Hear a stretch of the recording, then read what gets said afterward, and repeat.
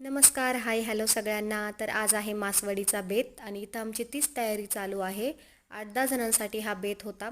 त्याच्यामुळं आम्ही लवकरच तयारीला लागलो होतो. मी लसूण सोलत आहे इथं, वहिनी कांदा चिरत आहेत आणि इथं या दोघी काहीच काम करू लागत नाही आहेत. त्या मेहंदी काढत आहेत कारण त्यांना जायचं होतं उद्या लग्नाला.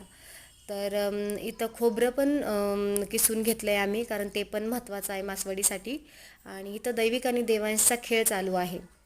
तर इथं वहिनी सगळं खोबरं किसून घेत आहेत पटापटा. इथं बाकूस तयार झाला आहे आपला. इथं आपण कांदा परतून घेतला आहे.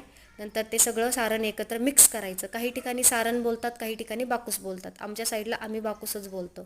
तर इथं बेसन हटून घेतो आहे कारण मासवड्यांना जो लेअर असतो तो बेसनाचाच असतो.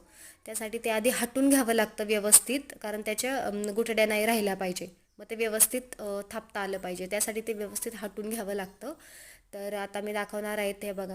इथं आपण वड्या करणार आहोत. तर आधी बेसनाचा लेअर असतो आणि मग त्यावर बाकुसाचा लेअर असतो.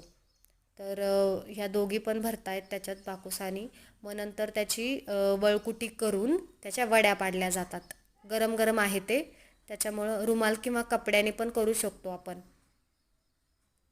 तर इथं अशा प्रकारे त्या थापाव्या लागतात आणि मग त्या तयार झाल्यानंतर त्या अशा दिसतात. नंतर त्या कट कराव्या लागतात. तर अशा प्रकारे ह्या आपल्या वड्या तयार झाल्या आहेत आणि भाजी पण तयार झाली आहे.